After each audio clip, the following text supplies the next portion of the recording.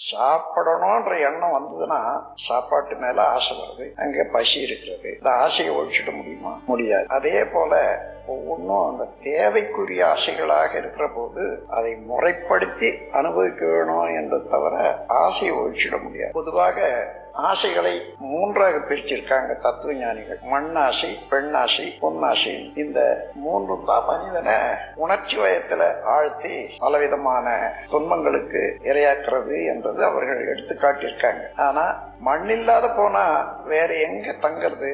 நிக்கிறதே மண்ணின் மேல் தானே. பெண் இல்லாத போனா நாம பெற்றெடுக்கவளே இல்லாத போயிடுவா. பொண்ணு இல்லாத தினசரி வாழ்க்கையில பண்டமாற்றுக்கோ வாழ்க்கையை உணர்ந்து அதை செயல்படுத்தி வாழ்வதற்கோ வழியே இல்லை. ஆகவே மண்ணாசை, பெண்ணாசை, பொன்னாசை வேண்டாம் என்று சொல்வதை விட இவற்றை உணர்ந்து அவனுடைய பெருமை உணர்ந்து அளவோடு முறையோடு அனுபவிக்க தெரிந்து கொள்ள வேண்டும் என்றதுதான் அதனுடைய உட்கருத்து. அதனால நான் ஆசையை ஒழிக்க வேண்டும் என்று சொல்வதற்கு பதிலாக ஆசைகளை சீரமைக்க வேண்டும் என்று சொல்றேன். எப்படி சீரமைத்துக் கொள்வது? இப்போ ஆசை பேராசையாக மாறாத பார்த்துக்கணும். அளவோடு முறையோடு இயல்பாக எழும் ஆசையெல்லாம் முறையாக முடித்துக் கொள்ளும் போது அது பேராசையாகாது. இந்த உடலுக்கு ஒவ்வொருவரும் செய்ய வேண்டிய கடமை.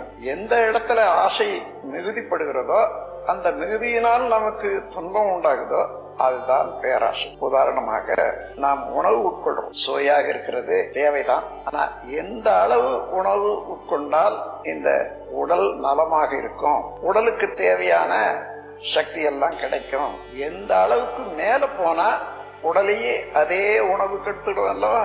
அதை தெரிந்து கொள்ற போது அதுதான் அளவு. நம்ம உடல்ல சீரணிக்கக்கூடிய அளவு இந்த சக்தி அது ஒரு அளவுல தான் எல்லை கட்டி இருக்கிறது இயற்கையால. அதற்கு மேல போற போது அதே உணவு தேக்கம் உண்டாகும். தேக்கம் உண்டாகிற உணவு எந்த இடத்துல தேக்கம் உண்டாலும் புளிப்பு உண்டாகும். புளிப்பு என்றது அதுல இருந்து நுரைகள் தோன்றும். அந்த நுரையோட ரத்தம் உற்பத்தி ஆகிற போது ரத்தத்திலையும் நுரைகள் சேரும். அந்த நுரைகளோட போகக்கூடிய ரத்தம் உடல்ல ஓடும் போது எங்க எங்க அந்த நுரைகள்ல உள்ள காற்று தேங்குகிறதோ அங்க எல்லாம் ரத்த ஓட்டம், வெப்ப ஓட்டம், காற்று ஓட்டம் இவைகள் எல்லாம் தடுக்கும். பல விதமான வியாதிகளை உண்டு பண்ணும். அதனால உணவு அவசியம் என்று தெரிந்து செய்யும் போது அது கடமை. ஆனா அது ருசிக்காகவோ அல்லது உணர்ச்சி வயப்பட்டோ அளவுக்கு அதிகமாக சாப்பிடுற போது அதுதான் பேராசை.